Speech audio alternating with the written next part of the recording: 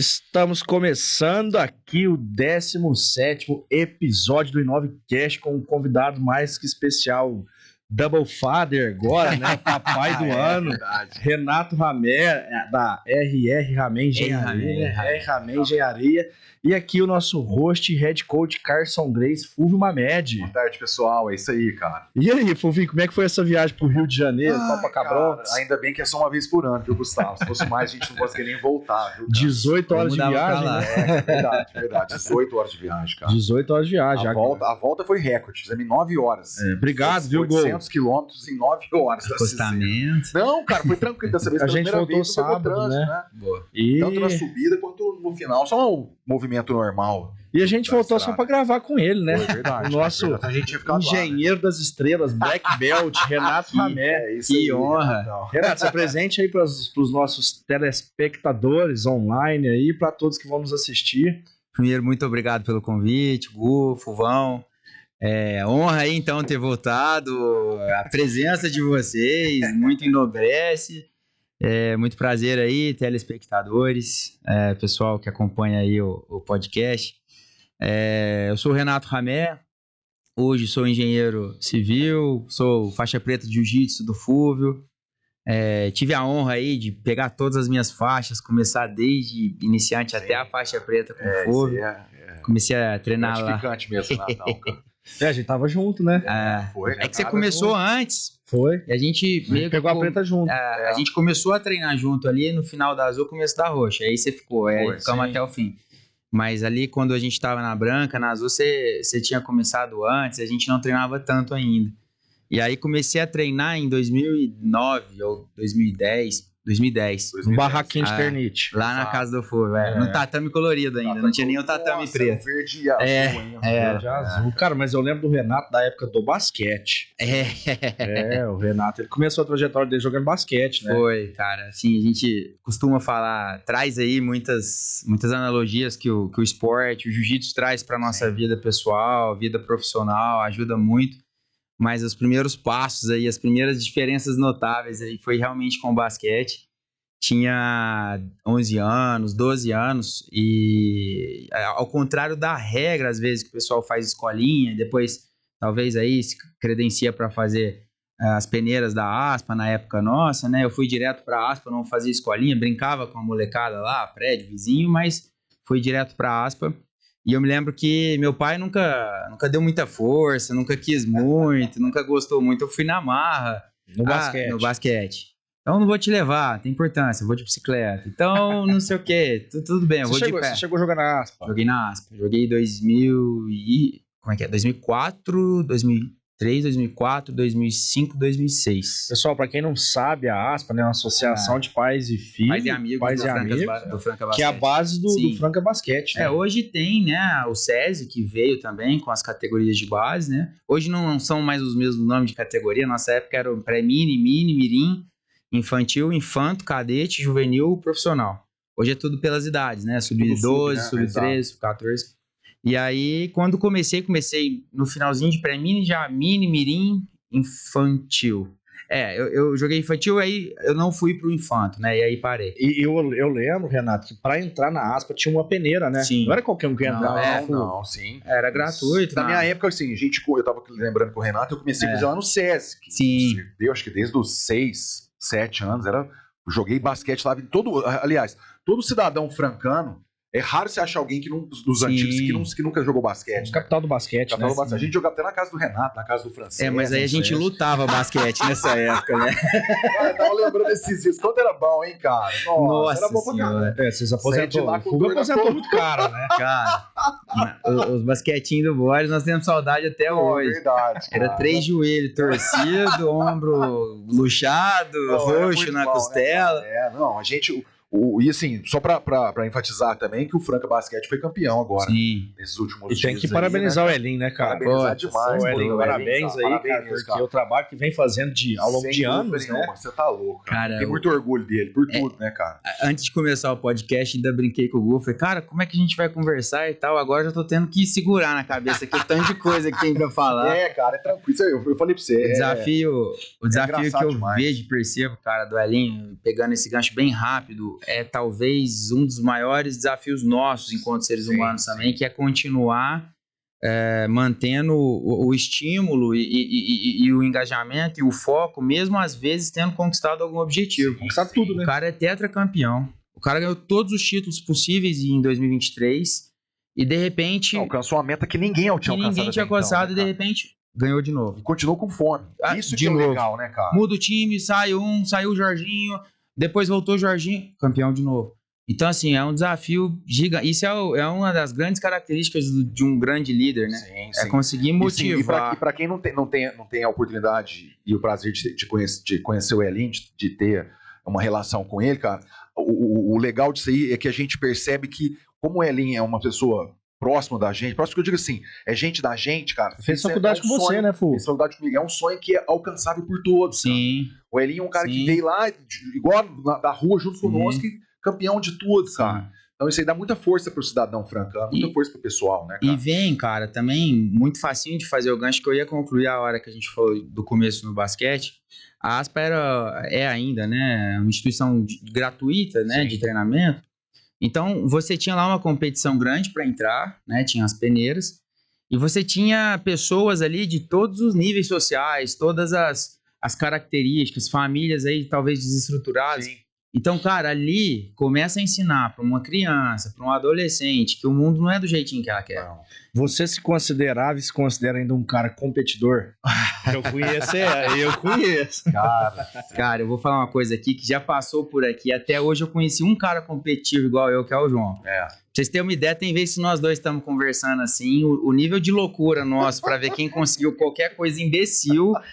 Eu conto pra minha esposa, ela fala, não tô acreditando que você tá me falando isso. É um absurdo, cara. Nós dois... Isso aí é que movimenta a gente, cara. É o que nos move, sabe? Não deixa claro que às vezes a gente tem que dosar isso pra entender um equilíbrio, né? Sabe? Porque a gente, em alguns episódios aí, cara, foi um absurdo. Principalmente no esporte, né? Cara... A gente quer ser campeão, quer ganhar. Eu e o João, um dia treinar, eu vou contar aqui, porque vai virar boteco, igual o Fuvão falou mesmo. A gente treinando lá na casa do Fujo, nos primórdios, 2 faixas azul, talvez. E aí botamos luva de boxe e o couro comeu. Valia soco, chute, botar pra baixo. Que as coisas bem técnicas, saudável. E aí eu tava por cima, cara, e tava tendo tempo, né? E eu tava por cima e marretando. Pá. E aí os caras, sai daí, Jompa, vai, Jompa. Pega o braço dele, raspa e tal, vai, Jompa. E não sei o que. Cara, e esse Jompa, a cara dele, a feição mudou. E aí, pá. De repente começou o barulhinho do relógio. Tudo, o tempo acabando, cara. Acabando o tempo, o Jompa me inverteu. E começou. Os caras, para, Jompa, acabou. Jompa, acabou. Os caras começaram a separar igual briga. Aí de repente. Que os caras é irmão, né? Aí, o que é isso? Ele, o que foi? Cara, o cara ficou cego, velho. Começou. Aí eu lá, morrendo lá, tomando pancada. Cara, o competitivismo é forte. Isso aí pra todos nós, viu, cara? Todos nós somos dessa maneira. Essa competição, acho que já é o que nos move mesmo, isso aí. Cara, tem uma passagem, falar em competição, que tem um cara daqui de Franca que saiu e ganhou tudo no jiu-jitsu. Vinícius Trator. E ele batia em todo mundo, né, cara? O cara foi campeão brasileiro, foi campeão mundial, lutou ADCC, lutou tudo. Cara, não imaginei que nós ia falar disso. Teve um cara de Franca que ganhou dele no campeonato. Foi verdade, cara. Nunca mais eu luto com ele agora. A última que vai. Mas esse Trator tem que ter revanche. Não, tem não. Vai ficar igual o torcedor botafoguense. Acabou. Ganhou do Paris Saint-Germain, vai nem ser campeão mundial. Vai embora pra casa. Ganhou do Paris Saint-Germain, vai embora pra casa. Cara, a história com o Vinícius é legal. Eu era faixa branca. E, não, assim, a gente conhece pouca gente, né? Faixa branca é aquele monte de competidor e tal. Não sabia quem era ele. E aí fomos lutar em Rifane, eu acho, Pedregulho, não lembro. Tinha vários campeonatinhos na época e a gente nunca foi os exemplos de atleta, né? Então, saía pra noitada um dia antes, ia lutar campeonato depois e tal. Mas a gente levava jeito, tava indo bem ali na sequência da arte e tal. E chegou no dia o Fuvão gritando pra mim, cara. Aí ganhei a primeira luta de um cara muito bom, mas saí morto da luta, cansado. E depois minha luta era com o Vinícius. Começou a luta, cara, comecei bem e tal, passei a guarda dele. Daí ele depois, passei de novo, tava 6-0, faltavam 50 segundos pra acabar a luta. Aí ele repôs ali e tal e pegou um triângulo, cara. E esse Fulvio do lado de fora, você não vai bater, tá acabando a luta, se vira aí, dá teus pulos. Eu, que jeito, eu vou apagar, velho. Bati, cara, mas ele acabou comigo. Aí ele, porra, você tem que treinar e tá achando que a vida é assim, vai chegar lá bêbado e acha que vai ser campeão, não é assim não, tal. Pô, passou. Isso aí você tá com quantos anos? Talvez 21, 20, por aí. E era igual um pai, né? Era, sempre foi.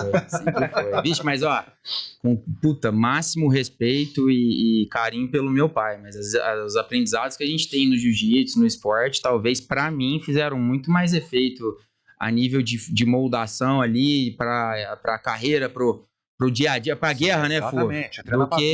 Do que o conselho ali familiar, pelo menos no meu caso, né?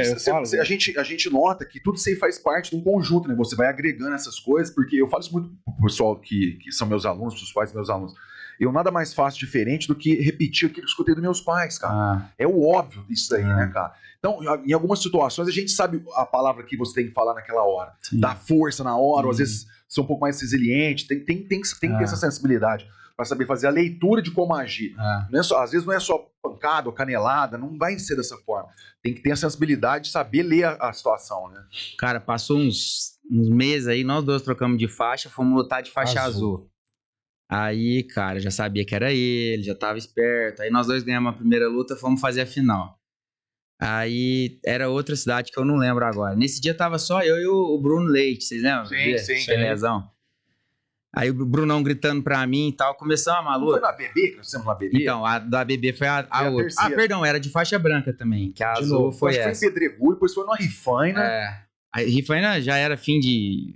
É aqueles campeonatos que você vai... Nossa. Chega 8 horas, vai lutar 4 horas da tarde.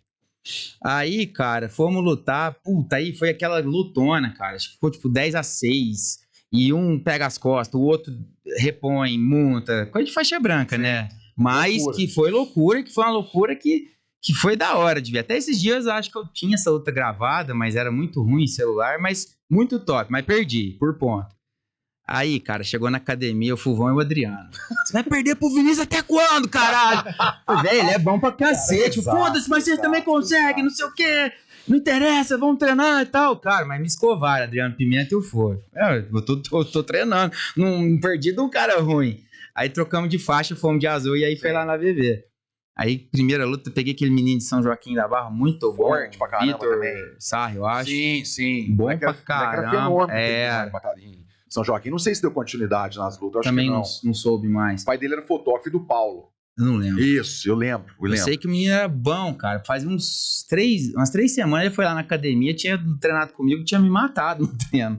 Chegou no campeonato, cara, que joguinho, tal, ganhei por ponto. Mas, cara, que preparo, nossa, maravilhoso, morri. E o Vinícius do outro lado pegou o João, aí ele passou, aí fui lutar com ele na final. Eu lembro certinho, cara, todo mundo, não, respira aí. O João chegou, catou no meu kimono, assim, você levanta aí e vai fazer a final, vagabundo. Obrigado, aí, belo jeito de me motivar. Estimulou. Estímulo padrão. Foda-se, perdão, não sei se pode falar aí também. Pode. Aqui que era o juiz da luta. Aí chegou, chamou nós dois e falou, bom, vocês já estão acostumados com o campeonato, não vou falar porra nenhuma de regra, vocês se viram aí, combate. Simples assim, mano, não tinha o que fazer. Os caras já estavam lutando tudo, todo mundo sabia tudo, as regras. Já era a terceira vez que ia lutar. Pô, vou explicar mais o que, cara? Aí começou a luta ali, infelizmente ele machucou e aí acabei ganhando a luta. Mas aí eu brinco, né? Foi a última vez que nós lutamos. É isso aí, que vale a hoje. O juiz só lembra do último round. Isso é verdade, as decisões. Repara pra você ver. No UFC, o cara só lembra do último. Você pode ter dado knockdown no primeiro e segundo round, o terceiro o cara vai lembrar. Se você caiu, tá perdido. Mas Vinícius é uma baita referência aí da cidade, fez um trabalho enorme aí cara. Com o jiu-jitsu. Eu e o Gustavo já falando que tentar trazer ele aqui algumas próximas vezes pra ele contar a história. Pra ele me xingar, né? Fala, filha da puta, falou isso no podcast. Machucou meu joelho lá, cara. Entrou uma queda mal aplicada. Queda mal aplicada é outra história. Cara, mas assim, nós saímos do basquete, já fomos nas competições. Pois é, se não coordenar direitinho, vira boteco. Parou de jogar basquete com quantos anos? Parei com 16. O semi-profissional, Pra falar a verdade, cara, eu nunca fui o melhor do basquete. Jogava bem, tinha ali minhas qualidades. Ali, pro nível do Racho era bom. Armador. Era ala, chutador. Eu chutava. E só que assim, eu sempre sabia, cara, que o foco não era esse. Eu sempre tava ali pela formação do ser humano mesmo. Gostava, né, cara, da competição. Tanto que depois, cara, eu acabei entrando na diretoria da ASPA, tô até hoje, fui vice-presidente, hoje eu acho que, eu esqueci o nome do meu cargo, mas é alguma coisa da diretoria lá. Conselho Deliberativo, tesoureiro. Verdade. Não, tesoureiro eu não sou porque tem que assinar muito, né? Fui vice-presidente que tinha a parte ali de reuniões, participar lá da composição. Depois eu desci, por isso que eu não lembro, fui válido. Estamos desde 2017. Olha isso aí, faz tempo já. Faz. Com o João Marcelo. Sim. E aí, cara, teve uma vez que a gente tava conversando com a molecada lá, eu falo isso. Falo, olha, não estejam aqui só para imaginar que vai sair o próximo Anderson Varejão, que também formou na ASP, né? Também começou aqui em Franca e formou na ASP. Então a gente usa ele muito de referência, Léo Mendel e tal. Não estejam aqui só por conta, tô aqui porque eu vou ser o próximo Anderson Varejão, o próximo Léo Mendel.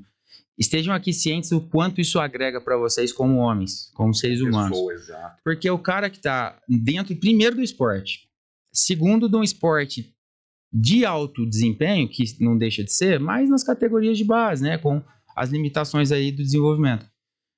Para o cara aprender a perder, para o cara aprender a ganhar. O esporte é muito. Para o cara ter a disciplina de treinar todo dia. E aí vou aqui me parafrasear o que o João falou aqui: tem que fazer o que tem que ser feito.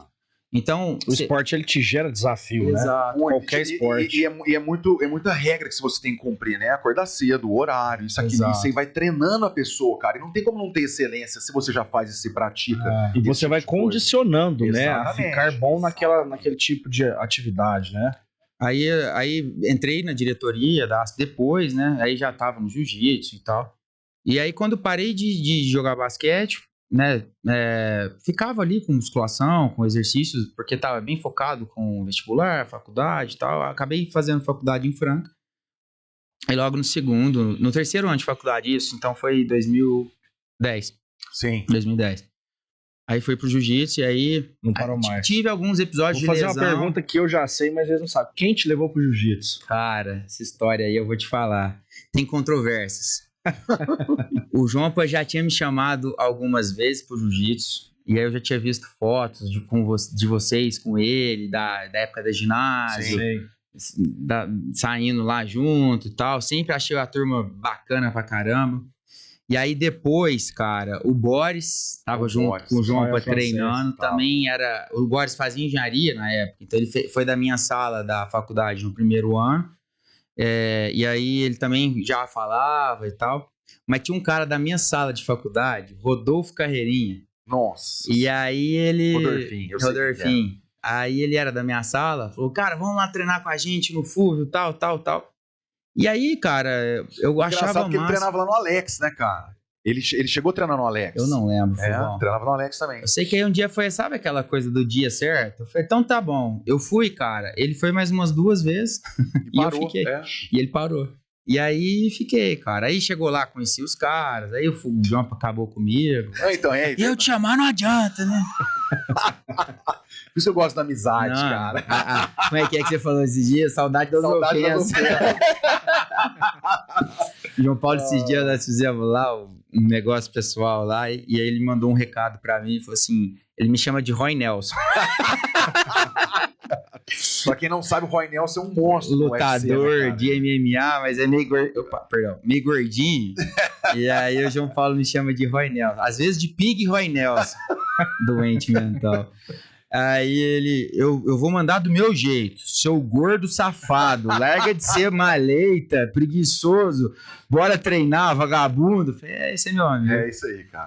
Hoje ele foi treinar, né? Ele tava lá no almoço. Eu tô tentando mandar mensagem pra ele, tem uns 3 dias, ele me ligou, tá desencontrado, né? Eu sei, mas ele é o cara. E dessa trajetória sua aí, do basquete, começou qual faculdade? Eu já sei, mas eu quero que o pessoal saiba por que você escolheu engenharia. Cara, eu vou contar muito brevemente, porque é um assunto de boteco mesmo, que vira mais 5 horas de conversa fácil.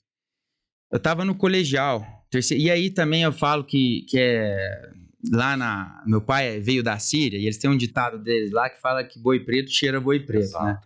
Então, é muito padrão esse padrão comportamental aí do pessoal que vem do jiu-jitsu. E aí, no terceiro colegial, modéstia à parte, eu era um cara que tinha ali condição acadêmica, estudava bem, tirava boas notas e tal, para conseguir fazer uma faculdade pública fora. Facilidade com matemática. Gostava. Com algumas matérias, eu era, né, possível de conseguir uma vaga em faculdade fora. E nos nos simulados ali, nos testes, eu ia bem e tal. Só que do meio pro final do terceiro ano, cara, a minha família, minha mãe tem uma fábrica de calçado, vinha num momento meio crítico, assim, de crise. E aí eu falava, cara, eu vou resolver que é trem, já que é pra eu meter a cara no mercado de trabalho, que vai ser complexo pra caramba, eu vou assumir aquilo lá e vou ficar e vou tocar o negócio. E meu irmão, na época, saindo para trabalhar fora, meu pai não estava envolvido com a fábrica, era só minha mãe, falei, então eu vou arrebentar. Eu até cheguei, cara, não sei se na época, hoje ainda acho que não tem mais aqueles telebicho, né, que você ficava nas listas de espera, passava um tempo, o pessoal ligava. Sim, tinha lista de espera mesmo, mas né? Para avisar que tinha passado, eu até cheguei a rodar o nome para fazer lá em Ilha Solteira, já pensou? Caramba. E aí, cara, eu não tinha certeza do curso que eu ia fazer. Eu tinha facilidade com exatas, engenharia, né, que tem um pouco a ver, mas não fazia a mínima ideia e não recomendo ninguém a escolher aí a formação dessa maneira. Imagino que você tem que preocupar muito mais com a atuação no mercado, como que você vai viver aquilo, do que a matéria que está envolvida, enfim. E aí eu não tinha muita ideia, engenharia, e aí você conversa com um, conversa com o outro. A engenharia civil tem um campo de atuação bom, pode ser que dê dinheiro, então vou em engenharia civil. E tinha em Franca. Aí fiquei em Franca, esqueci o RG lá na faculdade, passei, né, pô? O RG uma foto. Caiu lá, né? Me ligou, passou. Aí... Falou eu que fiz 3 faculdades lá também. Aí passei, fiz na Unifran e já, no terceiro ano, já no jiu-jitsu. Aí comecei a fazer estágio com uma construtora aqui em Franca que fazia produto econômico, os apartamentinhos e tal. Depois acabamos, graças a Deus, revertendo muito da situação, né, crítica que estava. Conseguimos prosperar em alguns âmbitos ali da fábrica. E aí a gente acabou construindo o galpão depois que ela está hoje. Então foi uma experiência já minha com obras, mesmo em faculdade. E aí tocamos aí até o final. E aí depois teve um episódio engraçado que tava, né, pesquisando aí o que fazer de TCC na faculdade. E o professor, que hoje é um grande amigo, colega, o Thales Jatti, da Solocom.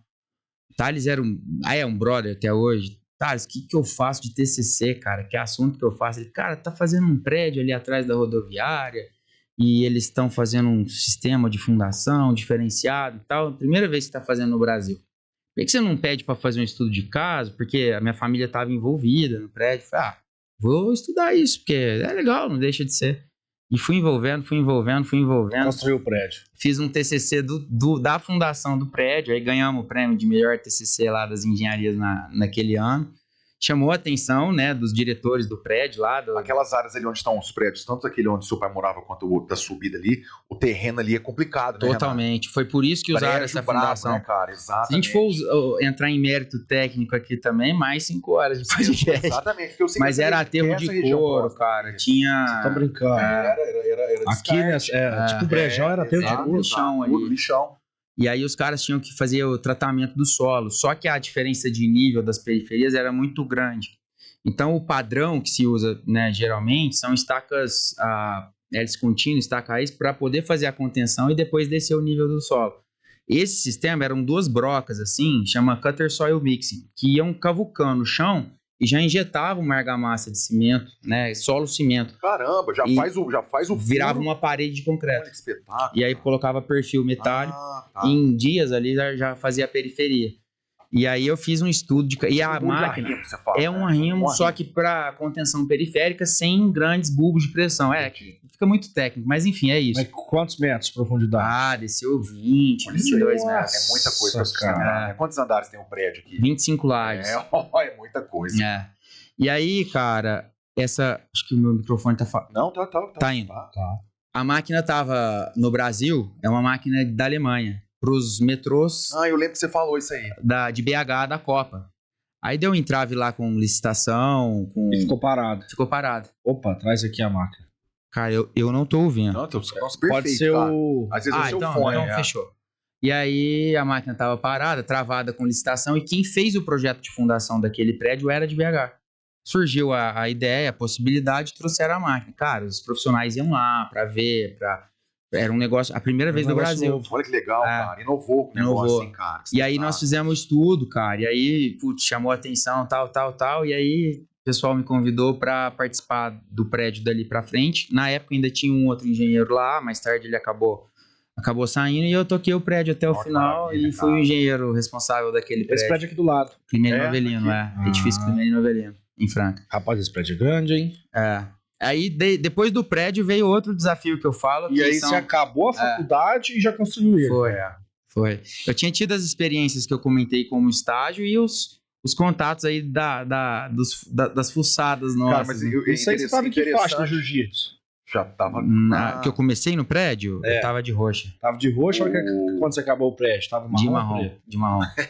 O cara tem que ter peito, tem 23 andares. Chegamos a ter 217 funcionários simultâneos lá dentro do canteiro. É muita gente. Cara, mas você pega 22 metros de fundação, mais 23 andares formando. Não. 22 metros de contenção periférica. Pra baixo, Tinha a fundação lá, depois desse nível dos 22 aqui, pra mais baixo, 40, mais 30. Nossa, cara, tem uma cidade embaixo do prédio. Tem as estacas, né? Tipo as pirâmides lá, tipo aquele suporte que os caras o Renato vai fazer as próximas pirâmides. Verdade, eu já vieram desse lado mesmo, vai ver que foi eles que começaram a construir lá atrás, cara. Eu sei que você estava falando de um desafio, eu acho que eu até lembro, assim, é aquele prédio lá do Galo Branco em frente na Alonce.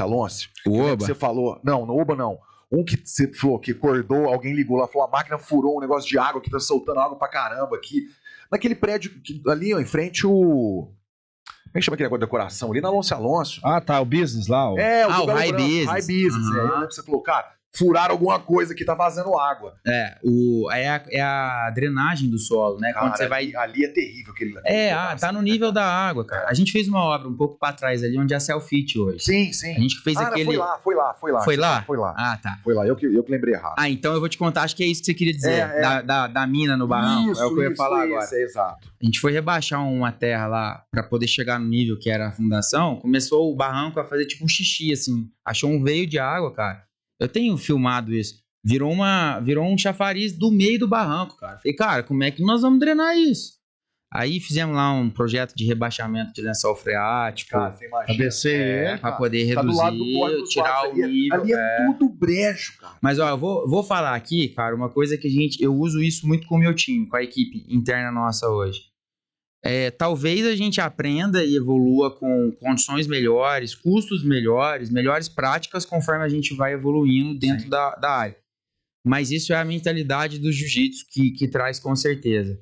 Não tem hoje, na minha empresa, nenhum problema que a gente não tenha resolvido. Sim, situações a resolver. Você tem problema, não existe, né? Cara, o cliente desespera. Puta, já aconteceu de machucar funcionário, já aconteceu, infelizmente, de ter acidente, já aconteceu questões de problema de execução. A gente lida com pessoas e muitas pessoas.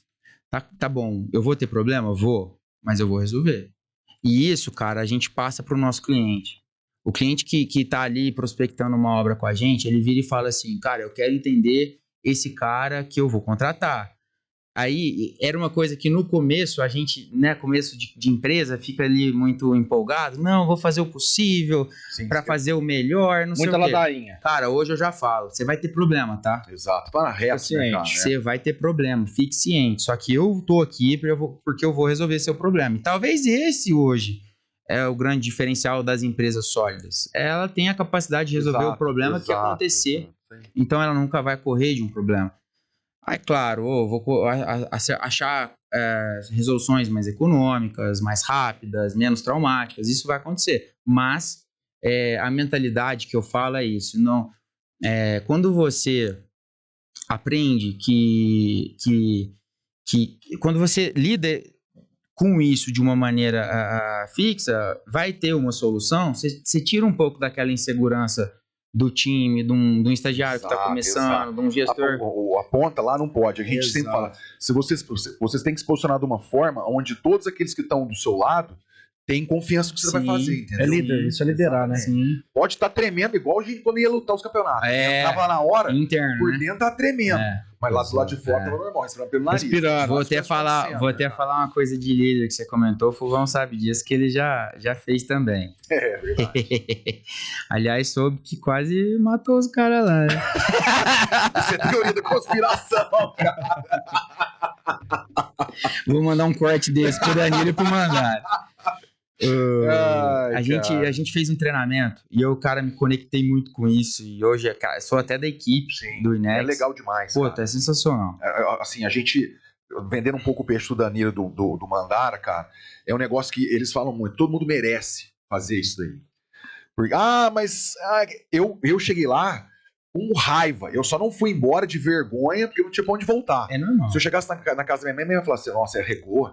Você veio embora? Eu falava, não posso. Mas eu cheguei lá com ódio. A grande maioria. O que eu tô fazendo aqui, cara? Não consegui entender. Passou meia hora, cara. Eu falei, ainda bem que eu tô aqui, cara. Ainda bem que eu tô aqui. Parafraseio o Danilo com todo mundo que eu convido pra fazer. Eu falo o seguinte, se você ficar até o final do treinamento e não gostar, eu te dou seu dinheiro. Exatamente. Já falei isso com uns 50, nunca devolvi. Não.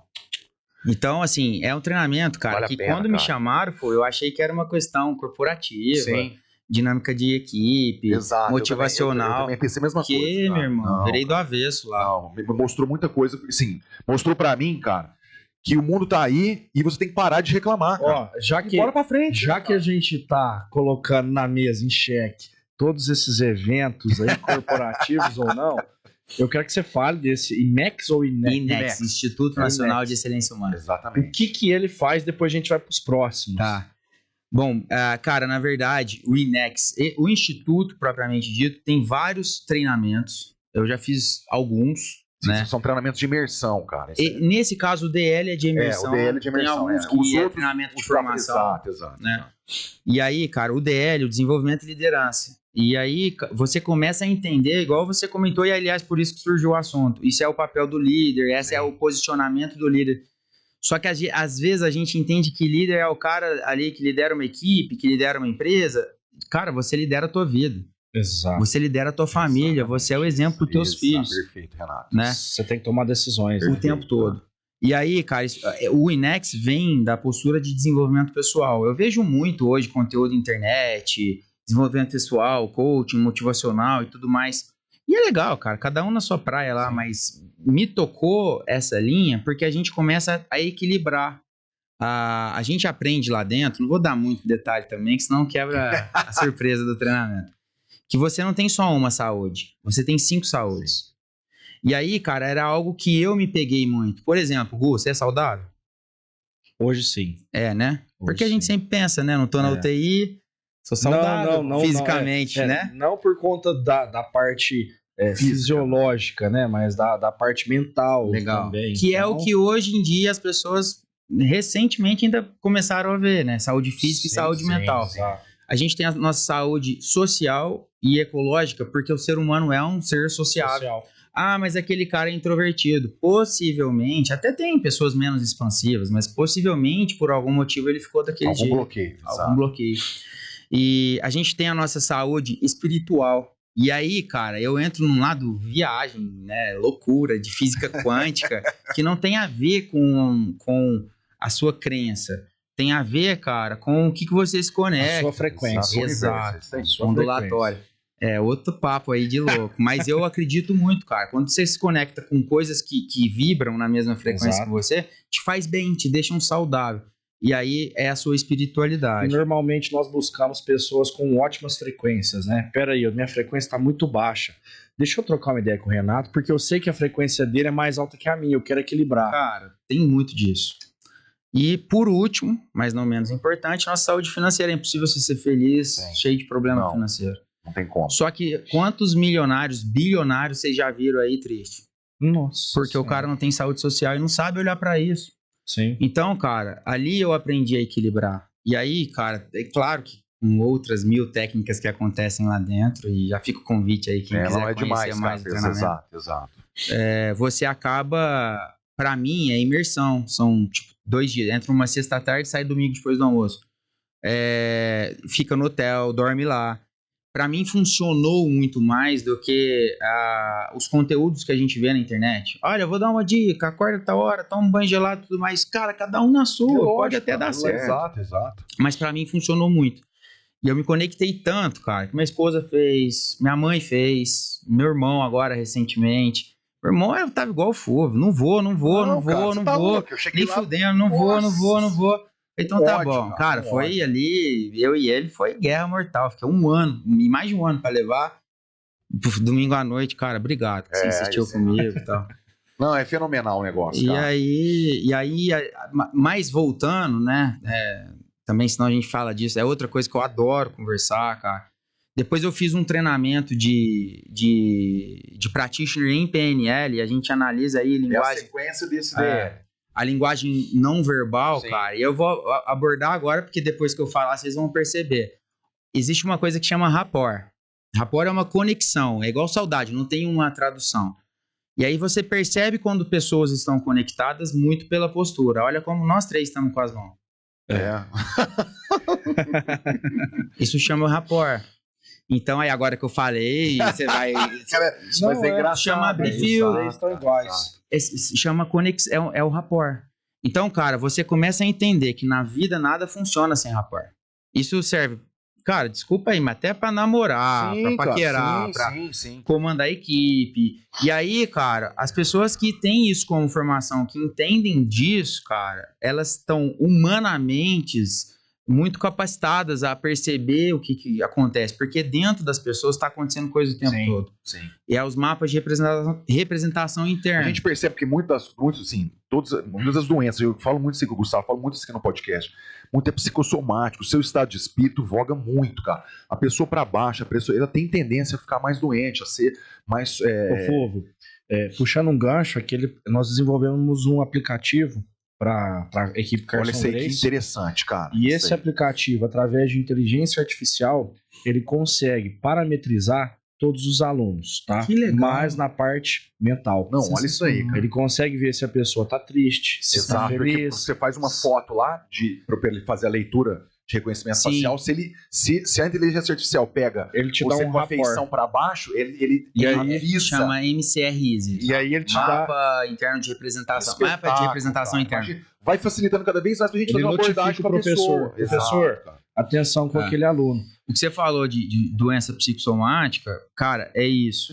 Eu sou capaz de afirmar, mas aí é uma questão minha. É outra coisa que a gente aprende muito quando aprofunda nisso.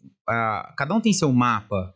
E aí eu não tenho que chegar em você e falar, tem que ser assim, faz desse jeito. É o meu jeito, é o que funcionou pra mim. Eu posso te contar o que deu certo pra mim. Exatamente, é por isso que você tá aqui hoje. Você resolve aí se você quer fazer igual. Cara, e voltando antes de você evoluir no assunto, tá aqui o assunto dos sinais, que a gente tava sentado aqui, eu tava reparando isso e eu sempre reparei em sinais.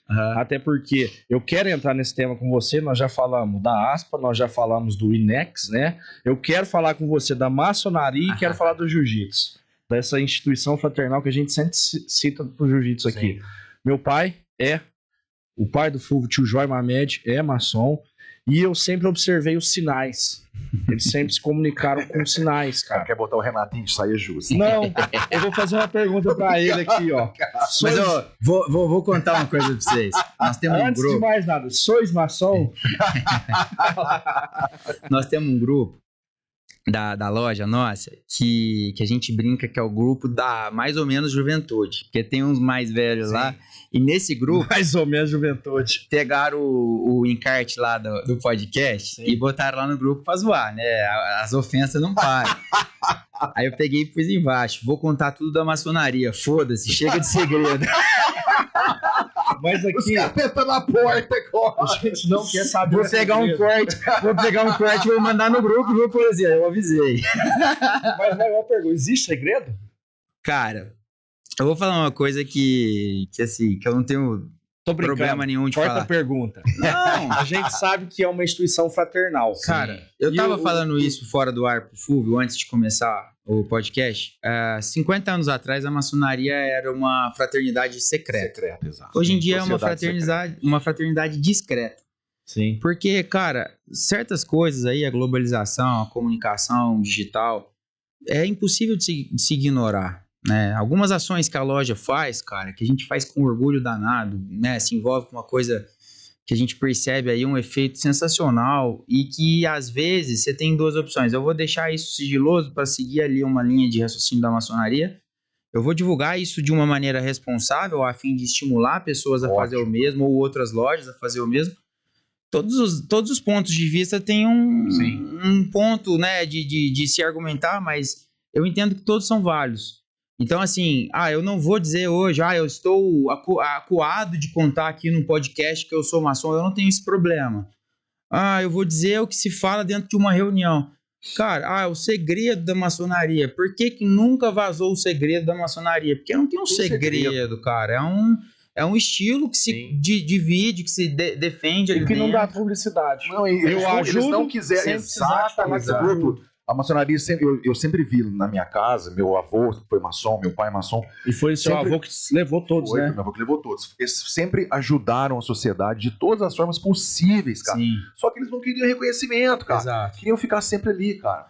Continuando fazendo aquele trabalho de ajudar. Precisa nortear a Trabalho população, né? E sem querer se engrandecer. A gente Tipo, levar tem uma vantagem, ou contar, sou isso, faço isso. Não. o que não saiba a mão esquerda, o que a mão direita faz. Exato. Então, isso a gente fala e faz sempre. Então por que você vai divulgar, tirar uma foto ou falar? Porque tem hoje em dia essa questão de estímulo, né? De autocobrança, às vezes, de uma outra loja ou uma outra pessoa. Pô, que legal. E sem contar que às vezes a própria maçonaria é uma ordem, uma instituição meio julgada, né? Porque o pessoal não conhece o que acontece lá dentro, cara, e fala que é pacto com o demônio, que, meu Deus do que céu, corta o bode, que tem 1 milhão de histórias. Só pra deixar claro que eu escutei a vida inteira, meu pai sempre falou isso aí, a maçonaria não é religião. Não. A pessoa, para adentrar a maçonaria, ele tem que ter uma religião, seja ela... Não. Ele não tem que ter uma religião, ele tem que acreditar em Deus. Exato. Independente de qual religião. Me corrigir, exato. Independente da religião, tem que acreditar em Deus. Então, as pessoas fazem um preconceito muito errado do que é a verdade, né? Eu vejo... A falta de informação eu respeito muito, claro, todas as opiniões, mas eu vejo, às vezes, a Igreja Católica com uma resistência aí da maçonaria e tal. Eu não concordo. Respeito, falta mas de não... informação, Renato. Eu sei. Exato. Aí eu vou quebrar mais um paradigma. A minha mãe é do catecumenato e meu pai é maçom, pra ter uma noção. Na casa também. Na casa do Gustavo é a mesma coisa. Então, como é que não tem? Lógico que tem, cara. Então, eu acredito Mas, assim, o que aconteceu com o histórico da Igreja Católica lá atrás? Ela sempre prevaleceu. Sim, cara. E, assim, tudo que acontecia na cidade... Infelizmente, é uma instituição, cara, que é comandada pelo homem. O homem tá fadado ao fracasso. Mas aí o que eu falo é isso. Eles querem comparar, sabe? Já teve vez a gente sentar em mesas assim, eu vou na igreja. Eu vou na igreja católica, mas recentemente comecei a conhecer também Centro Espírita e achei legal pra caramba, não tenho problema nenhum com isso. Cara, mas é isso que é o legal. Não é guerra. Não. Antigamente a gente percebia isso, os católicos tinham uma música, o pessoal evangélico. Sério, estamos tudo do mesmo lado, cara. Exato. Só que aí vem naquilo que a gente falou quando tava falando de saúde espiritual.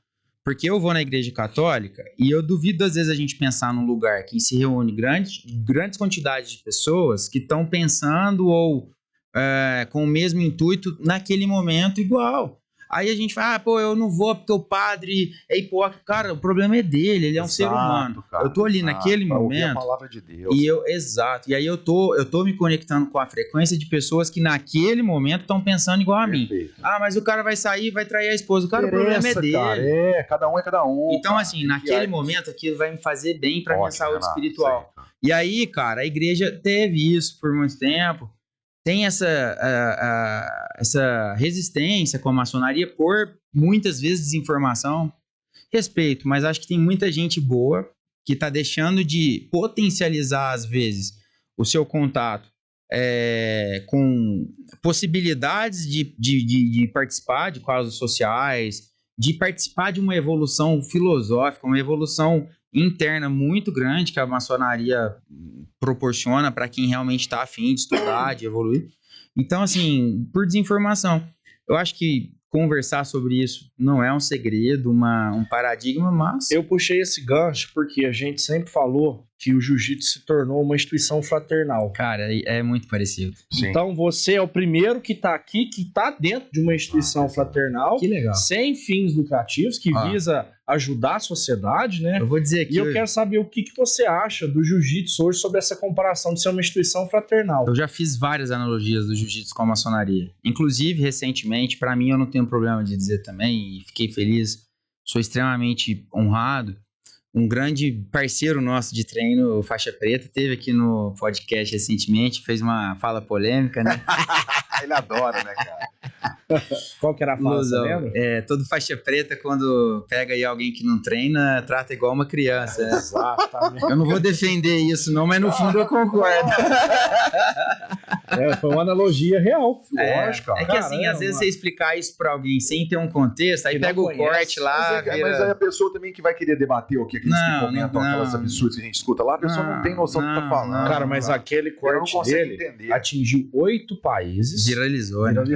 Deu Até mais hoje de 150 mil visualizações e não para. Não para. E não para. Então ele, cara, graças a Deus, recentemente iniciou na ordem conosco. E antes de conversar, dele iniciar, eu falei algo dessa analogia. Porque é o seguinte, pra vocês verem que eu sou um telespectador do podcast, tô sabendo aí do que o povo fala. Ele veio preparado.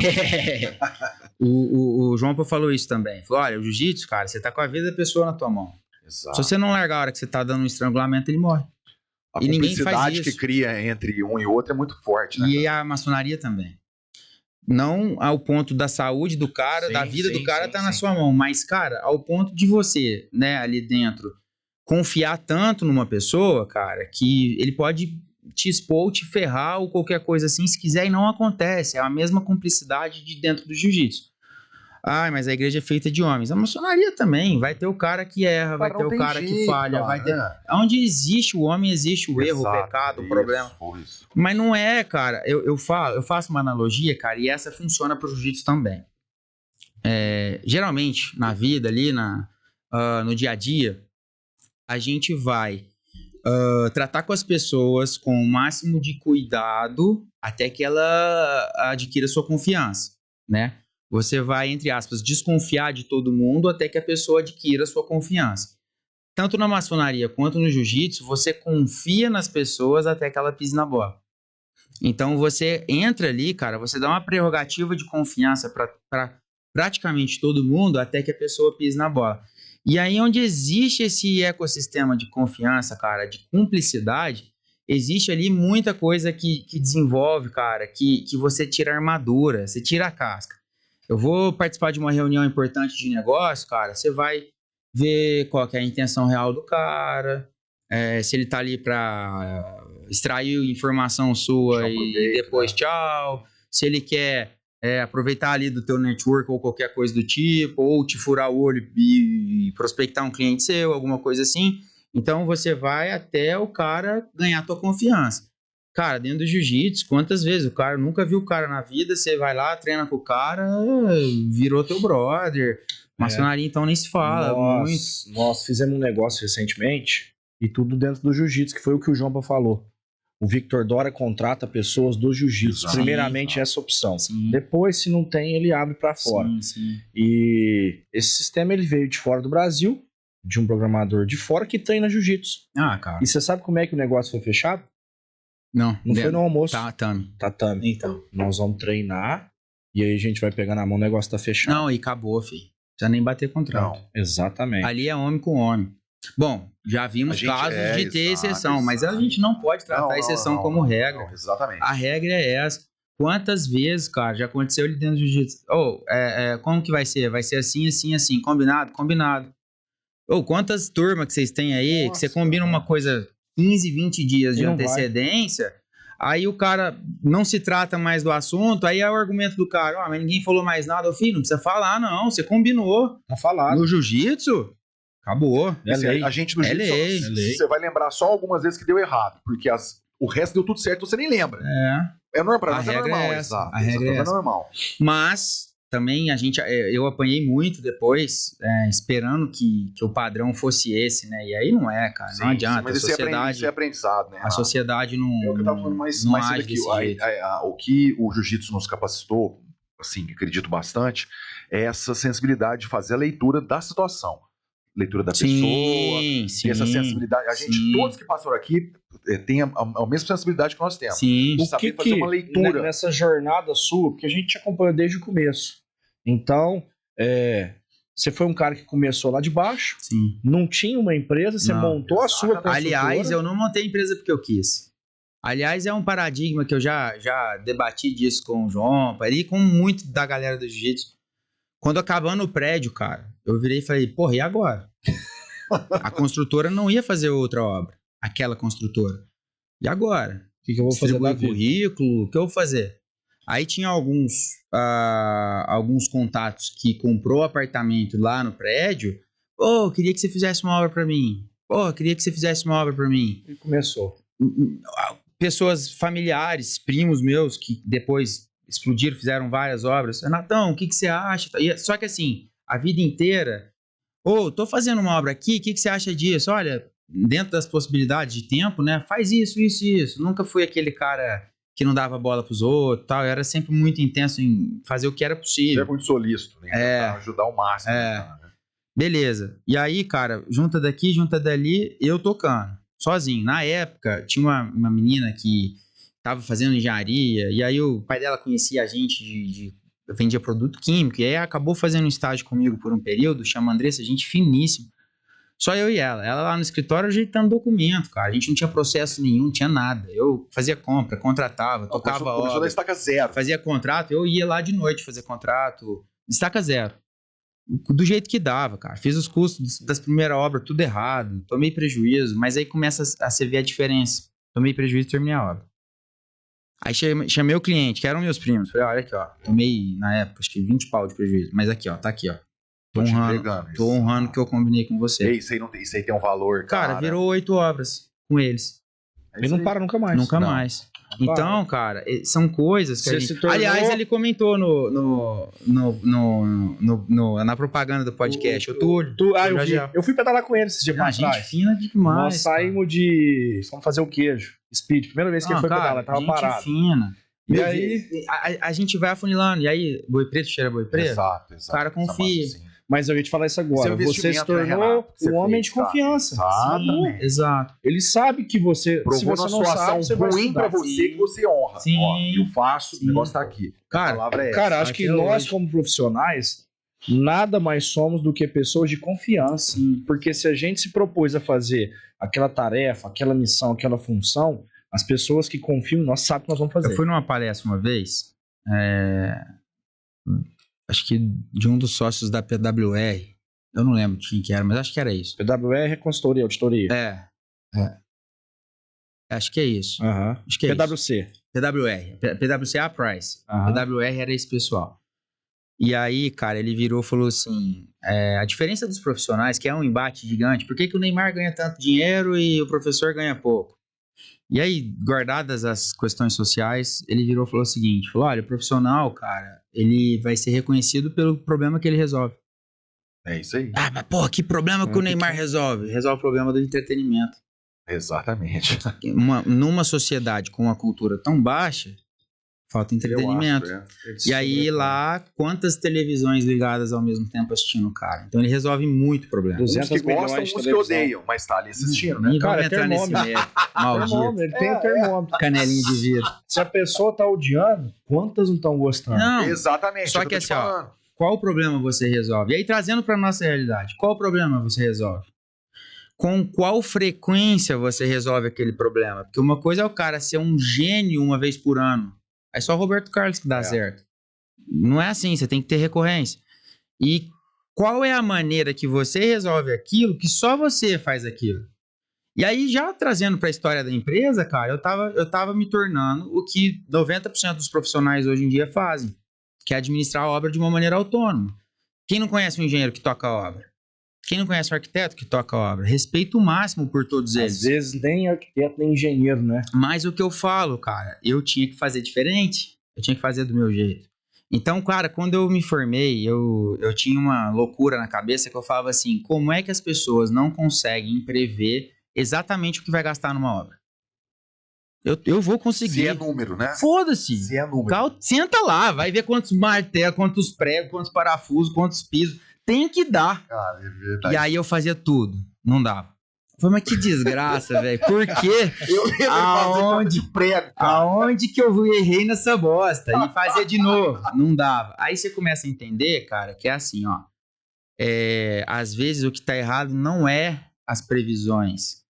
E às vezes o que tá errado não é a obra. São as pessoas. Desregula as réguas. Então, por exemplo, eu vou construir uma mesa dessa. Eu chego em você e falo, olha, vai custar R$200 para eu construir essa mesa. Eu vou demorar uma semana. Se eu chegar e demorar 10 dias e custou R$500, você vai ficar puto. Só que o que acontece? Às vezes, eu não enrolei 10 dias. Eu não fiquei 3 dias parado e por isso deu 10 dias. Às vezes demoraria 10 mesmo, só que eu te passei uma previsão errada. E aí, o cara que vai começar uma obra é a máxima do orçamento fake. O cara diminui o custo lá, pega a obra e começa. Cara, é batata. No meio vai dar pau. E aí, o que acontece? Não é que o cara fez sacanagem no meio da obra, não é que o cara é ruim, não é que o cara é enrolado, é que ele passou a previsão errada. E aí eu comecei a entender isso, que você vai passar o começo, fazer a conta do prego, parafuso, da porra toda, e aquilo tá certo. Só que ao longo da obra, muita coisa pode acontecer. Tem chuva, tem problema de fornecimento de algum material. O pedreiro quebra o pé, a mulher do cara briga com ele. Já tivemos um caso de cara que foi preso, o cara que não pagou pensão. Tivemos 1 milhão de casos. Porque então, é uma classe muito baixa. Isso vai acontecer. Mas tem que fazer uma margem de erro em cima disso aí tudo, né? Também. Mas, cara, o que eu mais falo pra minha equipe, pra todos os profissionais, eu não sou aquele cara que, só do meu jeito, não vou contar o que eu faço. Porra nenhuma. Se quiser e eu tiver tempo, vai ser um prazer tomar um café e explicar isso. Bota o sistema na televisão, não tem problema com isso. Só que o que tem que acontecer?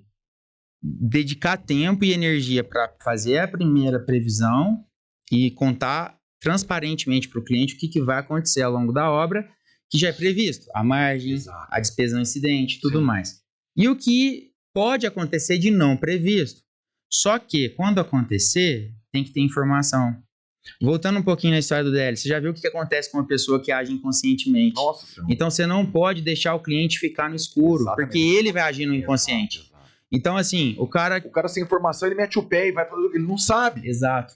Né? Aí o cara deu uma coisa errada na obra. Ninguém falou nada pra ele.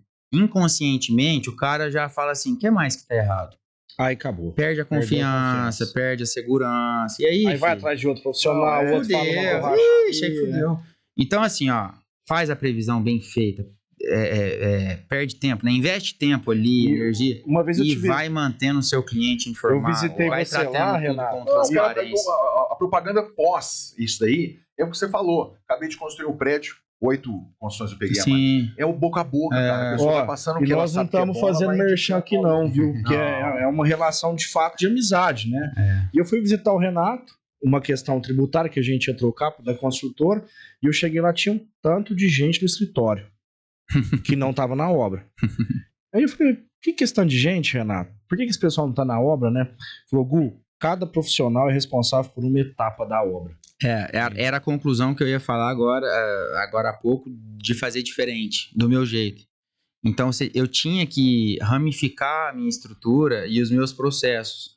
Então, eu tinha que ter um comprador que só compra. Eu tinha que ter um PCO, né, Planejamento e Controle de Obras, que só faz isso. Um financeiro que só faz isso. Claro que contador, o advogado, a gente terceiriza porque também não tem demanda para ficar ali full time. Mas dentro da obra, né? Dentro da sua obra tem a sua estrutura. Dentro da estrutura só faz aquilo. Então, cara, fala para mim, existe possibilidade de um autônomo que tá contratando, tocando obra, comprando, ajeitando a nota fiscal, organizando com a próxima obra, né, um próximo orçamento e tal, dele fazer uma compra bem feita? Não tem jeito. Aí, cara... Ele vai fazer um orçamento no máximo e vai tocar 3 orçamentos por WhatsApp, pegar o menor, nem vai nivelar, que a gente chama, né? Que é ver se tá tudo orçando a mesma coisa, com as mesmas condições de material, os mesmos produtos. A gente chama isso de nivelamento de orçamento. O cara não vai fazer isso. Então a gente percebeu que ali era um buraco do ramo que não tinha gente que fazia isso. Tem gente que faz isso, as grandes incorporadoras. Então pega quem constrói 20 torres, 10 torres, Perplan, Xemin, Pagano, Assim, né, que agora eles fazem esse trabalho minucioso dos empreendimentos deles próprios. A gente trouxe isso para as obras de pequeno e médio porte. Qual que é o próximo passo da Erramer? Cara, a gente tá recalculando algumas rotas aí com a notícia maravilhosa que eu tive recentemente, vai ser papai, né? Parabéns. Deus abençoe, Renato. Gêmeos, cara. Já demorou. Mas não sabe o que é ainda. 2 moleque. Hoje jiu-jiteirinho aí. A gente passou por uns momentos aí turbulentos, com infertilidade, descobri nesse meio do caminho um tumor no testículo, fiz uma cirurgia, e entre indas e vindas e tratamentos e tratativas, a gente, graças a Deus, conseguiu. Que maravilha. Cara. E aí a gente tinha aí, né, prospecções de obra lá no Pará, cara, prospecções de obra longe. E aí agora eu tô recalculando essa rota aí. Tô repensando. E aí a gente vem hoje, cara, aprofundando muito no mercado mercado comercial, de expansão de franquias. Puxando um gancho aí, é a feira que nós vamos semana que vem, a BF, feira de franquia. Que legal, cara. Como é que foi construir o Outback? Ué, na verdade, não, cara, não tirando o nosso mérito também, a gente não fez toda a obra. Sim. A gente foi contratado pelo Franca Shopping e fez toda a implantação, né, de layout. Então a gente ajustou as alvenarias, demolições, tirou mezanino, tirou parede, colocou parede, acertou os pontos de hidráulica, de elétrica, exaustão. Então toda a infraestrutura do shell, né, da caixa, deixa pronta. E aí veio o próprio time do Outback e fez os acabamentos. Mas, cara, é muito legal participar desse tipo de situação. E como é que é? Tem que trabalhar de noite lá? Só de noite.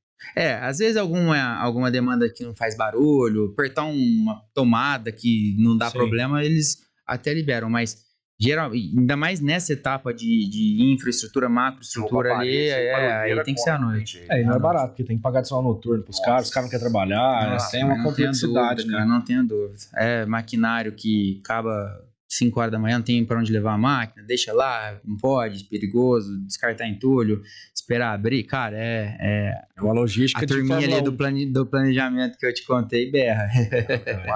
Mas, cara, aí a gente vai falar, eu vou passar a mão na cabeça? Não, de jeito nenhum. Autopiedade? Que difícil. Não vou fazer. Isso é treinamento, cara. Se você pegou esse, teve a capacidade de fazer, resolveu, concluiu, pode ter certeza que o próximo, se tiver alguma dificuldade, você vai tirar de letra. Cara. Porque já treinou. E pode até ser que tenham outros tipos de dificuldade que a gente vai viver e possivelmente vai acontecer. Só que deixa eu falar uma coisa. É isso que vai fazer a gente resolver os problemas do nosso jeito, da maneira diferente. E deixa eu puxar um gancho pro nosso lado, Fulvio. Nós fomos estudando, fomos aprendendo isso aí, tá? Hoje a gente tá no time de expansão da Carso. São 200 academias.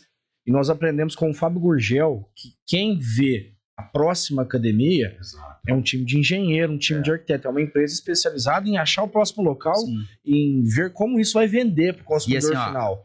Dá um pause aí, porque vem acontecendo muito da gente ser esse time para grandes franquias, para grandes investidores.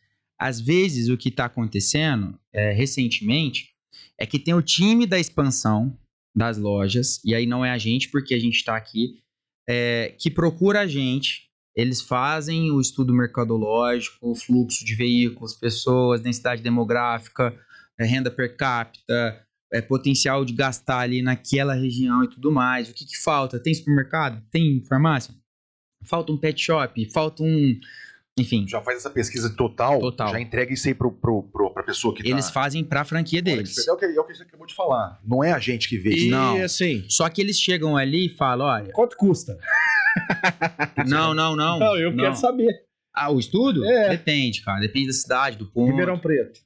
Ah, cara, você vai pagar um estudo desse aí. Peraí, vamos... Peraí, por quê? Tá querendo ir pra Ribeirão? Carson Gay, Fulvio, Ribeirão? Já tô em Ribeirão. Aí Vem sim. que sexta pra Franca. Aí sim. E aí, peraí, vamos trazer o Renato? Lógico, Vamos? cara. Não, esse estudo, cara, eu não faço. Sim. É o time de expansão das franquias que faz. Só que chega com o estudo na gente, fala, olha, nesse mapa aqui, a gente precisa botar um ponto aqui de uma farmácia, de um pet shop. A gente tem contato com os investidores, com os donos de área.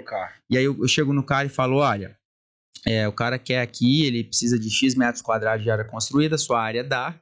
E aí vem outro diferencial, modéstia à parte nosso. Grande parte dos intermediadores desses negócios, são corretores, eles levam, olha, eu tô aqui com a loja tal, ele paga tanto de aluguel, precisa tantos metros de área. Aí o investidor vai pensar se ele quer ou não. Aí vira um empirismo. Eles fizeram uma outra obra na cidade tal, gastaram tanto. Então você vai gastar mais ou menos tanto. Aí é onde cai do cavalo. Porque, mais ou menos tanto. Chega lá, tá dando água no solo, o vizinho rebaixa, cai um negócio no telhado, e aí a obra estoura. E aí então o cara não fez nenhuma perspectiva. A gente, quando vai chegar no investidor, fala, olha, você faz um mínimo croquis lá, um anteprojeto, tua implantação ficaria desse jeito. Para essa loja que atende, ele pede tanto tempo de contrato, paga tanto de aluguel, reajuste de tanto. E eu já fiz um orçamento real da obra, você vai investir tanto. Então eu dou sugestões de rentabilidade dentro do mercado de construção civil, do mercado imobiliário. Então pro cara, eu não tenho nem condição de chegar no cara, você vai investir 10 milhões para construir uma loja pro cara, ele quer te pagar um aluguel de R$1.000 por mês, entende? Então a gente já filtra.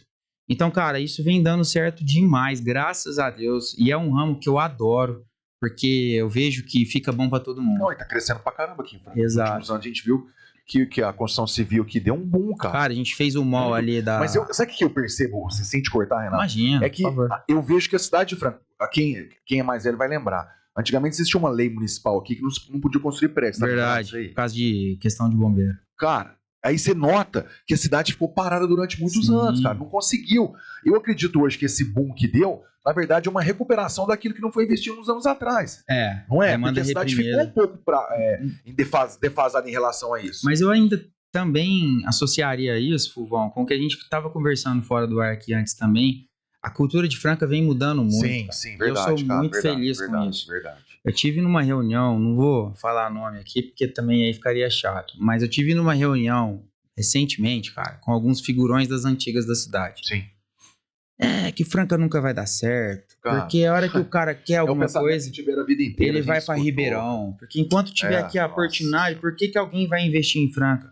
Tá aí, ó, Outback, Oba... Exato, grandes franquias vindo. Antigamente os caras falavam assim, Franca não deu certo porque a Anguera não passa aqui, cara. Sabe, cara. Aí você pega aqui, Magazine Luiza, loja do mecânico. Sim, ó. Cara, grandes players, Formel. Capital do e-commerce, capital dos atendimentos online aqui em Franca. Cara, é assim, não tem porquê hoje a gente ter mais essa mentalidade. Sim. Só que você conversa, eu venho me posicionando com esse pessoal hoje em dia, com a nova geração cultural que acredita na cidade e que aí faz um empreendimento na cidade de sucesso, o cara quer levar alguma coisa para Ribeirão, Renato, você vai junto comigo, vambora.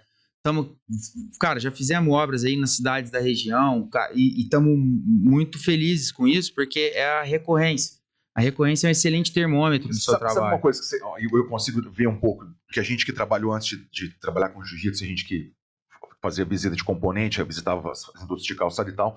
Os figurões, cara, eles tinham esse discurso aí, Renato, eu acho, que era justamente para não sair da mão deles. Pode ser. Era para não sair da mão deles. Vamos supor, esses 10 aí, que a gente, como se fosse esses 10 figurões aí, sempre comandaram a cidade. Sim. Até hoje, né?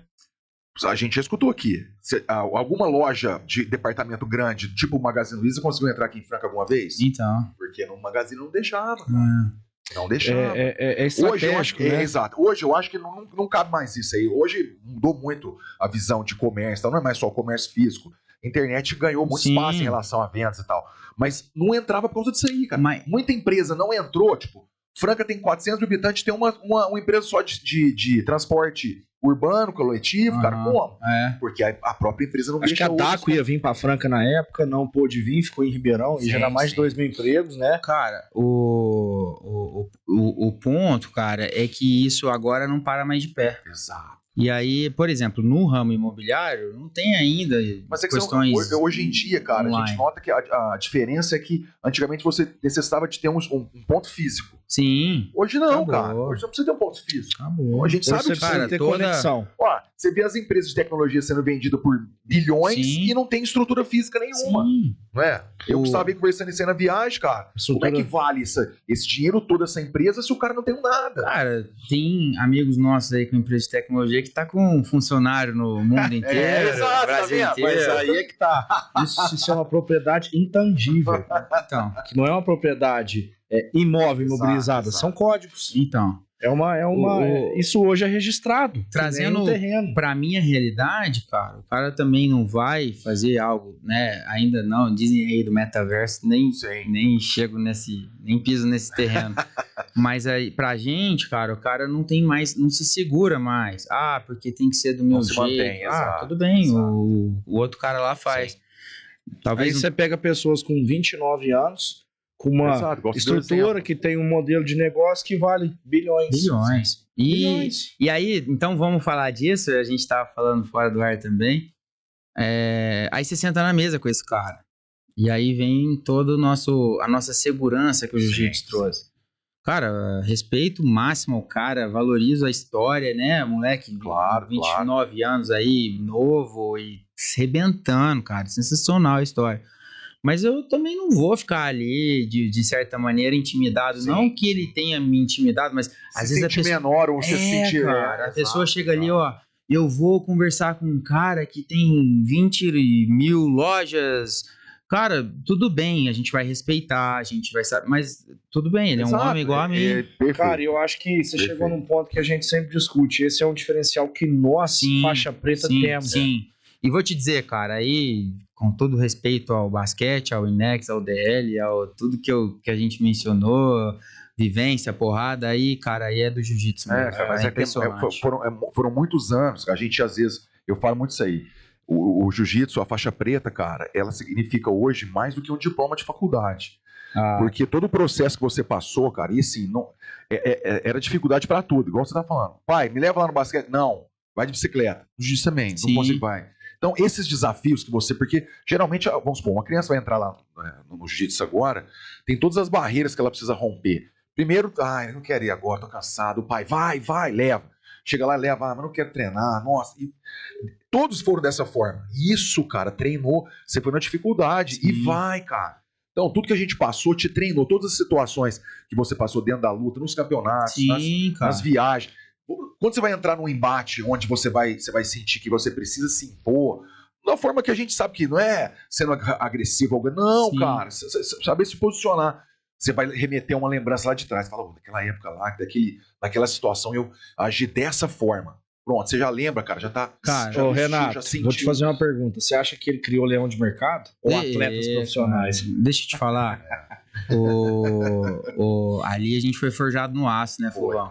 Com exceção do Boris, que logo vai chegar também, e a gente vai ajeitar essa vida dele pra pegar a preta também. Ele tá morando aqui em Franca já, né? Cara, ele teve a filhinha, né? Sim. Uma gracinha. A filha dele é um milagre da natureza, né, cara? Parece com ele e é bonita. Cara, nem parece que nós já falamos 1h30. Cara, é assim. Tem que acelerar ou já tem que fechar? Foi uma aula. Senão a gente não consegue subir pro YouTube. Exato. E assim, o Renato, cara, eu fico muito feliz. Nós vamos marcar a parte 2, trazer a turma aqui pra falar. Porque assim, a gente... toda vez que encontrava era só conversa de boteca, só zoeira e tal. E ver o Renato aqui hoje, cara, empresário, cara, com a desenvoltura, cara, sabe, com a confiança que você transmite. O pessoal tem razão de te chamar pra realizar os trabalhos. Você tem condição total, cara. Você passa isso pra gente aqui, né? Uma segurança. Hoje eu falo pra todo mundo, né? Feliz demais, cara. Você imagina. Number one de Franca aí na parte de gênero, cara, mas tanto na questão de posicionamento, como na questão de conhecimento, exato, né? Cara, e assim, como diz o nosso advogado das estrelas, né? João Paulo Manzieira aí, cara, o Vitor Dólar só indica lutadores de jiu-jitsu. Isso é um mérito que a gente tem. Por quê? Porque a gente está apto a ganhar a confiança daquele cliente e exercer aquela tarefa com maestria, né? Resumindo, às vezes, cara, muita gente não entende o que acontece na vida e às vezes ela tá mais fácil. Vou dizer rápido, senão não sobe pro YouTube. Lembra a história das 5 saúdes? O jiu-jitsu te proporciona resolver 3. Saúde social ali, cara, não tem nada melhor. Saúde física nem se fala. E pra nós, da essência do jiu-jitsu, que não são ali competidores, a saúde mental. Então, cara, pra ser muito sincero, é uma possibilidade ali que não se deve perder, não se deve abrir mão. A gente fala, cara, a gente tem oportunidade que eles não conhecem, vá fazer uma aula de jiu-jitsu na academia, academia credenciada, com bons professores, com um bom histórico, sabe? Isso é importante, cara. A gente tá transformando vidas lá no Sem dúvida, né? Tá criando leão de mercado. Exatamente. Para fechar com chave de ouro, o que é ser um faixa preta para você, tanto na vida pessoal quanto profissional? Cara, às vezes a gente às vezes a gente para chegar em algum lugar, né? Eu acho que esse último assunto que a gente falou é o que mais evidencia tudo isso que eu falei da questão dos diferenciais do jiu-jitsu. Então, para mim, hoje, ser um faixa preta, não só um faixa preta de jiu-jitsu, mas um faixa preta do Fulvio, representa a possibilidade de você se posicionar em qualquer lugar, em qualquer ambiente, e não deixar, cara, em momento nenhum, que a insegurança não te permita fazer o que você está apto para fazer.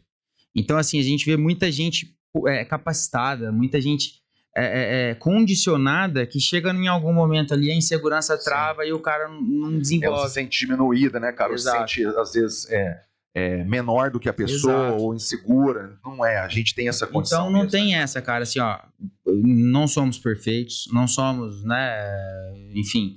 Só que a gente tem que trabalhar e se capacitar o tempo todo. Mas, uma vez capacitados, uma vez treinados, habilitados, a gente tem a segurança suficiente para desempenhar aquilo da maneira que tem que ser feito. Não adianta, é porque o pedreiro faltou, é porque o cimento acabou. Filho, o tempo que vai levar pra você lamentar, cara, dá meu carro resolver. Que eu vou lá, vou buscar essa porra, tirar de outra obra, depois eu reclamo. Me dá a solução, não me dá o problema não. Acabou? Vai buscar onde? Qual lugar? Exatamente. Fu, faça às vezes aí as honras da casa. Mais uma vez agradecer ao Renato, cara.